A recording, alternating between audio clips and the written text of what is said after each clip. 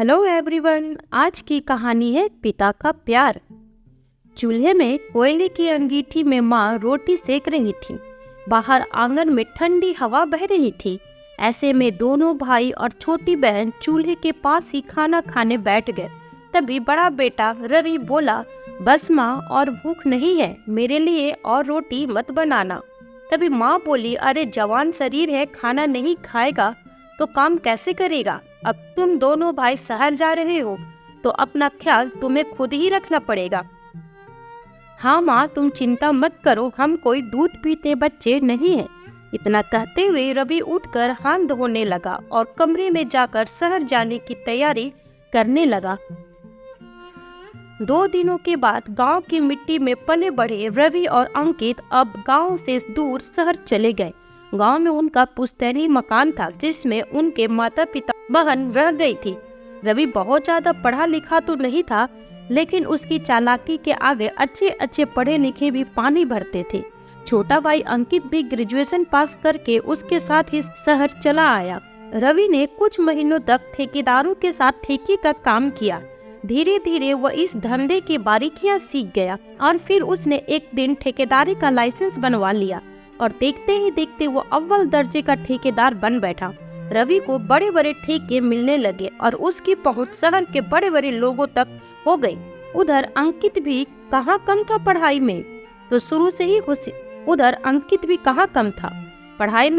से ही होशियार था। शहर आकर उसने ट्यूशन पढ़ाने का काम शुरू किया और धीरे धीरे उसने अपना एक इंस्टीट्यूट खोल लिया जिसमें वह अच्छा कमाने लगा था। अब दोनों बेटे गांव में अपने माँ बाप के पास भी थोड़ा बहुत रुपया भेजा करते थे। अपने दोनों बेटों को अपने पैरों पर खड़ा देख राम मोहन जी का सीना गर्व से चौड़ा हो जाता था। अब उन्होंने बड़े चाव से अपने बड़े बेटे के लिए रिश्ता ढूंढना शुरू कर दिया। एक जगह बात बन गई। लड़की बहुत ही संस्कारी थी। जन्म कुंडली मिलाई गई तो पंडित जी बोले, सारे गुण मिल रहे हैं जजमान, अब तो चट मंगनी पट ब्याह कर दीजिए। फिर राम मोहन जी ने बड़े उत्साह से अपने बेटे रवि को फोन किया, लेकिन छोटे से गांव में रहने वाला रवि तो शहर आकर इतनी जल्दी तरक्की कर गया कि उसकी हवा भी बदलने लगे। रवि तो शहर में जाकर शहर के रंग में ही रच बस गया। गांव के रिश्तेदारी तो उसे अपने स्तर से छोटी लगने लगी थी और अपने यार दोस्तों में भी उसने अपने आप पैदाइशी अमीर बताया हुआ था। जैसे ही उसके पिता ने फोन पर उसके रिश्ते की बात बताई तो रवि गुस्से में अपने पिता से कहा, मुझे बिना बताए आपने मेरे लिए रिश्ता कैसे ढूंढ लिया। मेरी एक बात ध्यान से सुन लीजिए, मैं गांव की लड़की से शादी बिल्कुल भी नहीं करूंगा। ऐसा कहकर रवि ने फोन रख दिया। बेटी द्वारा कही गई बातों पर राममोहन जी को बिल्कुल भी यकीन नहीं हो पा रहा था। यह बातें सुनते ही उन्होंने अपना माथा पकड़ लिया। परिवार में किसी की समझ में नहीं आ रहा था कि आखिर रवि की बुद्धि इतनी खराब कैसे हो गई। क्या उसे अपने माँ बाप की इज्जत की कोई परवाह नहीं। जैसे तैसे 2 दिन बीते, लेकिन माँ बाप के दिल को चैन नहीं था। आखिरकार माँ का मन माना नहीं और उसने रवि के पिता से कहा, एक बात कहूँ, आप एक बार रवि को मनाने के लिए उसके पास शहर क्यों नहीं चले जाते। तभी राममोहन जी बोले, रवि की माँ, सोच तो मैं भी यही रहा था, लेकिन क्या करूँ, जेब में पैसा नहीं है। वैसे उम्मीद तो नहीं है, लेकिन फिर भी 2-4 दिन रुक कर देख लेता हूँ, क्या पता बच्चे पैसा भेज ही दे। थोड़े से रुपए तो मेरे पास पड़े हैं, मेरी मानो तो आप कल सुबह की गाड़ी से शहर के लिए निकल जाओ। फिर राममोहन जी बोले, तुम नहीं मानोगी, ठीक है, कल रविवार है, कल मैं बच्चों से मिलने के लिए चला जाता हूँ।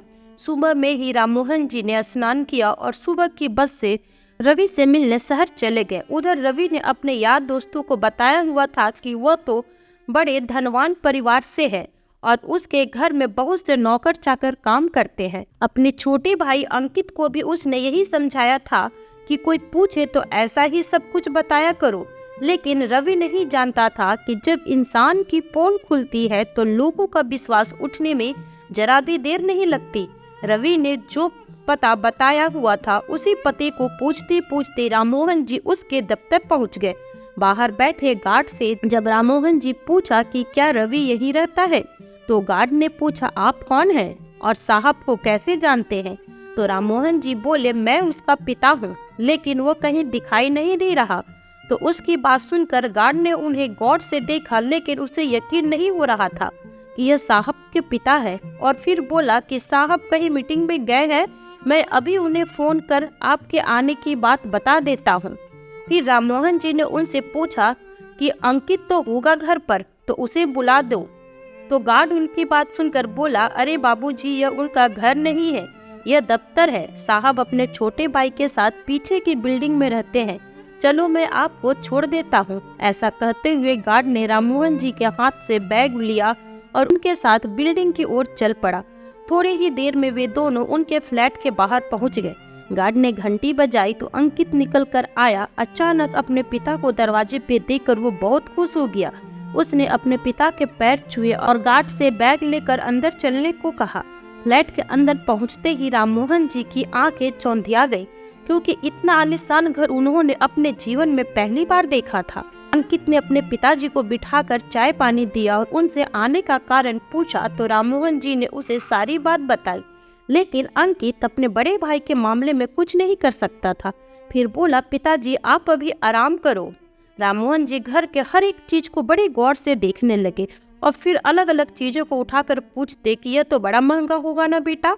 तो फिर अंकित हंसते हुए कहने लगा, पिताजी नहीं, कुछ खास महंगा नहीं है। रात के 8 बज चुके थे। राममोहन जी ने अंकित से पूछा कि रवि अभी तक आया क्यों नहीं। तो अंकित ने बताया कि अर्जेंट काम होता है, इसीलिए अक्सर देरी से आते हैं। ऐसा कहते हुए रात के भोजन की तैयारी में लग गया। फिर राममोहन जी ने अपने बैग में से माँ के हाथ के बने पकवान अंकित को दिए और कहा कि माँ ने ये देसी घी की खास्ते बनाकर दिए हैं, तुम दोनों को बहुत पसंद है ना। तो अंकित बड़े अनमने ढंग से थैला पकड़ते हुए कहने लगा, क्या पिताजी खामखा गांव से इतना बोझ ढोकर ले आए, तो हम लोग ये चीजें नहीं खाते। अंकित की बात सुनकर पिता का चेहरा फीका पड़ गया। उसकी बातों से ऐसा लग रहा था कि जैसे बेटों का गांव से नाता बिल्कुल ही टूट गया हो। बेटा, मैंने तो मना किया था, लेकिन तुम्हारी माँ है ना, अपने बच्चों की उसे बड़ी चिंता रहती है कि शहर में ये चीजें कहाँ मिलती होंगी, इसलिए ले आया। इतना कहकर राममोहन जी कपड़े बदलने चले गए। फिर बनियान और धोती पहनकर बरामदे में टहलने लगे। जब अंकित ने अपने पिता को इस हालत में देखा तो वह तुरंत दौड़ा दौड़ा आया और कहने लगा, पिताजी आपने ये क्या कपड़े पहन लिए हैं, ये शहर है, आपका गांव नहीं। आप अभी के अभी अंदर आइए, अगर किसी ने देख लिया तो कहेगा कि न जाने कौन सा गवार और देहाती को फ्लैट में ठहराया हुआ है। अंकित की बात सुनकर राममोहन जी से रहा न गया। वे बोले, तो क्या हुआ बेटा, गवार या देहाती कह देगा तो इसमें मेरी शान तो नहीं घटेगी ना। हम लोगों ने तो जीवन भर मेहनत मजदूरी करके तुम्हें पाल पोस कर बड़ा किया है, और आज तुम 2 पैसे क्या कमाने लगे, तुम्हें अपनी शान की इतनी परवाह हो गई। यह कहकर राममोहन जी कमरे में आ गए। कमरे में पहुंचते ही अंकित ने उनके बैग से उनका कुर्ता पजामा निकाल कर दिया और बोला, पिताजी आप तो ऐसे ही नाराज हो रहे हैं, आप ये कपड़े पहनो और इत्मीनान से टहलो, थोड़ी देर में भैया भी आ जाएंगे। और यदि उन्होंने यह सब देख लिया होता तो आपके साथ आज मेरी भी खैर नहीं थी। अच्छा, तो अब मुझे मेरे ही बेटे का डर दिखाएगा। देख बेटा, तुम्हारी तरह पढ़ा लिखा तो मैं नहीं हूँ, लेकिन फिर भी तुम्हारा बाप हूँ, और इस रोक टोक को मैं आज भी सहन नहीं करूँगा। यह बात सुनकर अंकित को अपनी बातों पर शर्म आने लगी। वह बोला, गलती हो गई पिताजी, चलो छोड़ो इन बातों को, आप हाथ मुंह धो लो, मैं खाना लगाता हूँ। राममोहन जी हाथ मुंह धोकर बाथरूम से बाहर आए तो पूछने लगे, बेटा इस घर में मंदिर कहाँ पर है, मुझे संध्या पूजा करना है। तो अंकित बोला, पिताजी वह सामने वाला पर्दा हटाइए। जैसे ही राममोहन जी ने पर्दा को हटाया तो सड़क के दूसरे किनारे एक विशाल मंदिर नजर आ रहा था। तो राममोहन जी ने पूछा, बेटा क्या तुम घर में पूजा पाठ भी नहीं करते? नहीं पिताजी, यही से हाथ जोड़ देते हैं, इतना तो समय भी नहीं मिलता। फिर राममोहन जी ने कहा, बचपन से तुम्हें हमने यही सिखाया था कि सुबह नहा धोकर सबसे पहले भगवान की पूजा करनी चाहिए, लेकिन शहर में आकर तुम्हारी बुद्धि तो एकदम भ्रष्ट हो गई है। उसी समय अंकित ने फ्रिज का दरवाजा खोला तो फ्रिज में दूर से ही राममोहन जी को अंडे रखे नजर आ गए। उसी समय उनके मुंह से निकला, हे भगवान, मेरा तो धर्म ही भ्रष्ट हो गया, अब तुम लोग अंडे भी खाते हो। मैं तो इस घर में भोजन का एक निवाला भी नहीं खाऊंगा। यह सुनते ही अंकित परेशान हो गया। उसने फटाफट से अंडे उठाकर बाहर फेंक दिए और फिर अच्छी तरह से हाथ मुंह धोकर आ गया और बोला, पिताजी मैंने सब फेंक दिया है, अब तो खाना खाएंगे ना। तभी राममोहन जी बोले, तुम लोग शहर में आकर अपनी मर्यादा भी भूल गए हो। अपने धर्म के संस्कार में रहना एक अच्छे इंसान की पहचान है। रात के 10 बज चुके थे। रवि अभी तक घर नहीं पहुंचा था। जब राममोहन जी ने उसके बारे में पूछा तो अंकित ने बताया कि भैया तो कभी कभी 2 बजे तक घर पहुंचते हैं और ज्यादा देर हो जाए तो ऑफिस में ही रुक जाते हैं। फिर राममोहन जी ने कहा, क्या वह शराब भी पीता है? इस बात पर अंकित की नजरें नीचे झुक गई और फिर बात पलटते हुए बोला, आप खाना खा लीजिए, ठंडा हो जाएगा, टेबल पर लगाओ या बिस्तर पर खाएंगे। तभी राममोहन जी ने जवाब दिया, बेटा मैंने सोचा था कि बहुत दिनों के बाद बेटों से मुलाकात हो रही है तो एक साथ बैठकर भोजन करेंगे, लेकिन तेरे भाई को तो अपने पिता से मिलने की फुर्सत भी नहीं है। मेरे लिए रसोई घर में ही चटाई बिछा दे, मैं यही बैठकर 2 फूल के खा लूंगा। अंकित ने तुरंत वहां चटाई बिछाकर अपने पिताजी के लिए गरम गरम भोजन परोस दिया। फिर राममोहन जी बोले, बेटा खाना तो तूने बहुत अच्छा बनाया है, चलो इतना तो सीख लिया तुमने। तो अंकित बोला, जी पिताजी खाने लायक तो बना ही लेता हूँ। फिर राममोहन जी ने कहा, अंकित बेटा मेरी रवि से बात करवाओ। अपने बड़े भाई से बात करवाने के लिए अंकित ने फोन लगाया तो जैसे ही राममोहन जी ने फोन पर उसे बात करनी चाहिए तो उसने फोन काट दिया। राममोहन जी बोले, ठीक है बेटा, आज तक सुना ही था कि बाप बड़ा ना भैया, सबसे बड़ा रुपया, आज देख भी लिया।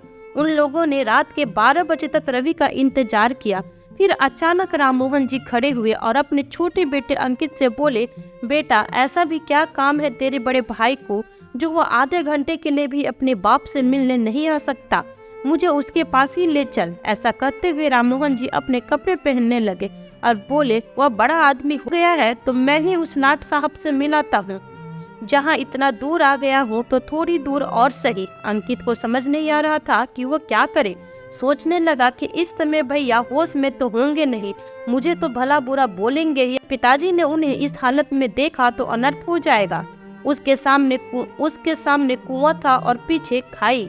आखिरकार वो अपने पिता के साथ अपने भाई के दफ्तर पहुंच गया। दफ्तर के बाहर पहुंचते ही उसने अपने पिताजी से कहा, पिताजी आप भैया से कुछ मत कहना, नहीं तो आज बहुत बड़ा बवाल हो जाएगा। वैसे तो शराबी लोगों के मुंह लगना भी आपकी शान के खिलाफ है, अब आपकी इज्जत आपके हाथ में है।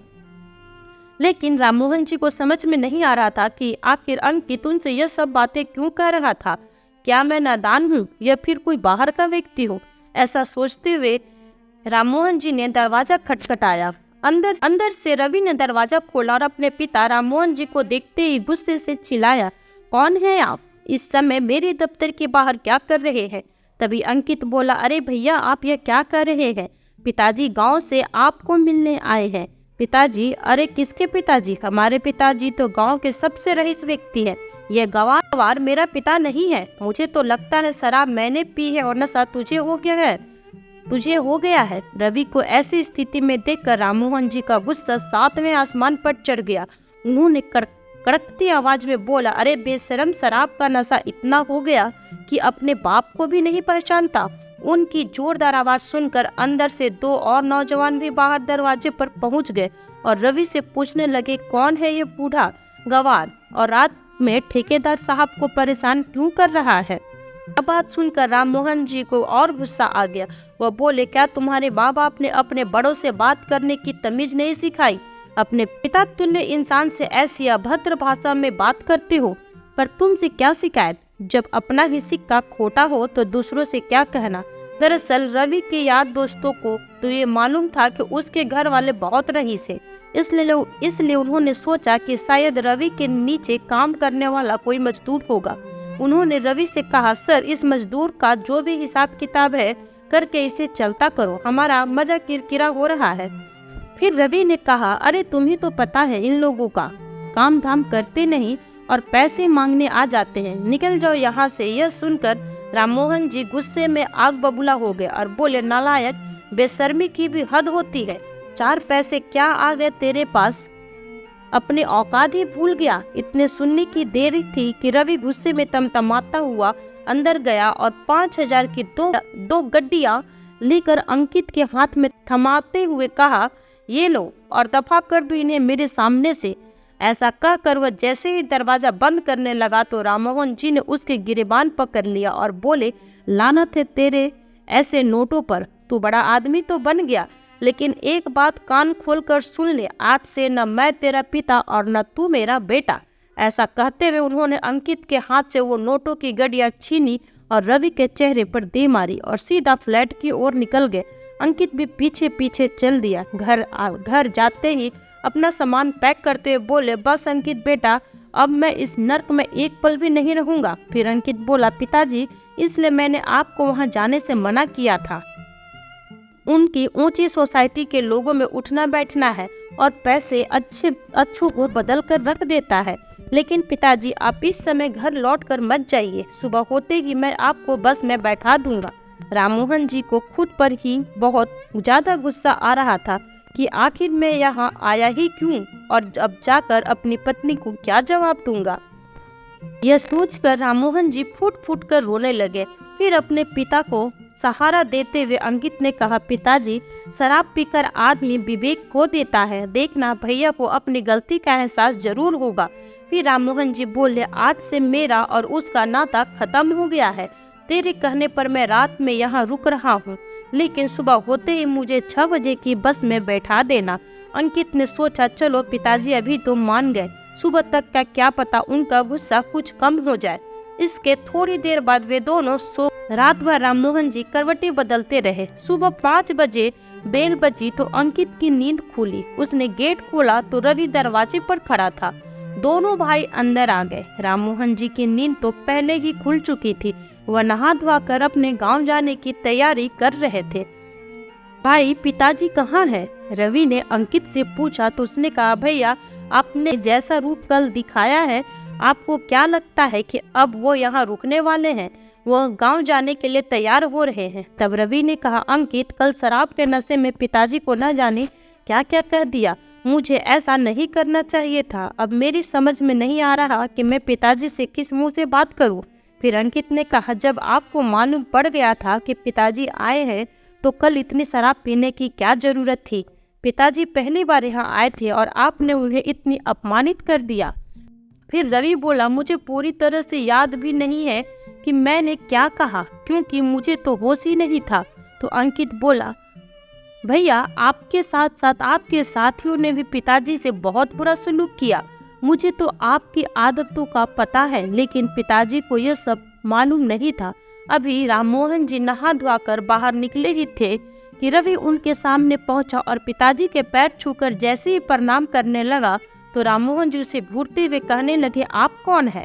मैंने आपको पहचाना नहीं। और अंकित से पूछे कि मंदिर यहाँ कितनी दूरी पर है? मैं मंदिर में पूजा करके आता हूँ, फिर नाश्ता करके यहाँ से निकलूंगा। अंकित ने कहा, सड़क के उस पार है पिताजी। तभी रवि ने तुरंत आगे बढ़ते हुए बोला, चलिए पिताजी, मैं आपको मंदिर ले चलता हूँ।